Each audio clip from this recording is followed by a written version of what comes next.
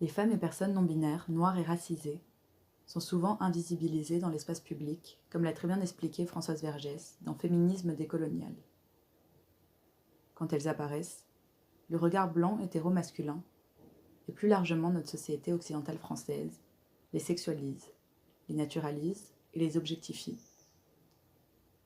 L'écoféminisme permet justement de comprendre ce transfert de la femme noire dans la catégorie de nature, plus encore que la femme blanche. Car en plus d'être assignée au rôle de la maternité, les hommes cis blancs hétérosexuels projettent sur elle des stéréotypes liés à sa force presque virile, à sa sexualité débordante et à son côté sauvage. La mise en mouvement de ce corps, déjà sexualisé au repos, a sollicité et sollicite encore aujourd'hui des projections erronées du regard occidental. La danse des femmes noires et racisées, de la danse du ventre au Sega, est perçue comme une invitation sans parole à l'érotisme. Au contraire, la chorégraphie ou l'improvisation permettent une prise de pouvoir sur son propre corps, pour lui donner le sens choisi, à l'échelle individuelle ou collective. Face aux stigmas qui y sont associés, et notamment le caractère dit féminin de la danse, certaines font le choix de surjouer l'assignation.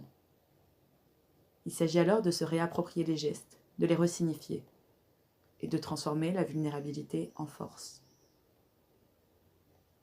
Je pense par exemple au twerk, qui originairement aucunement sexuel, car dérivant du mapuka ivoirien, a été transformé et réduit par le regard blanc, pour finalement être repris comme symbole de puissance et d'autosexualisation par des femmes de la scène états-unienne.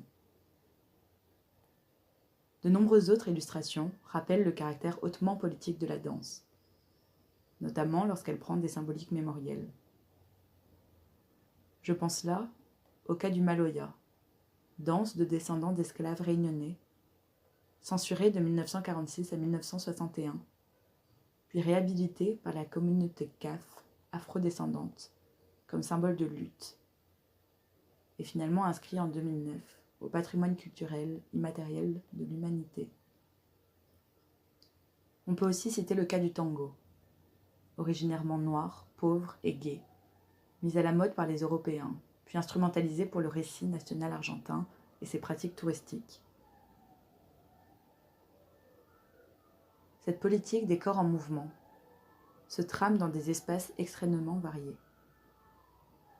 Des chambres à coucher aux salons mondains, des ruelles obscures aux scènes d'opéra. Où performer ? Le triangle de la Porte Dorée à Paris, ainsi nommé par Françoise Vergès, regroupe à lui seul des vestiges marquants de l'empire colonial français. Ses statues, bas-reliefs et monuments mettent en lumière les rapports de pouvoir entre la France et ses colonies. Leur présence dans l'espace public semble valoriser l'autorité, l'exploitation, la domination et l'humiliation des peuples colonisés. La pierre est-elle si lourde ? Les objets ne se déplacent-ils pas ? Les statues ne dansent-elles pas ? Il s'agit d'altérer la linéarité des discours dominants, de décentrer le regard, de dérouter le faiseur d'histoires uniques. J'aimerais bien être une statue.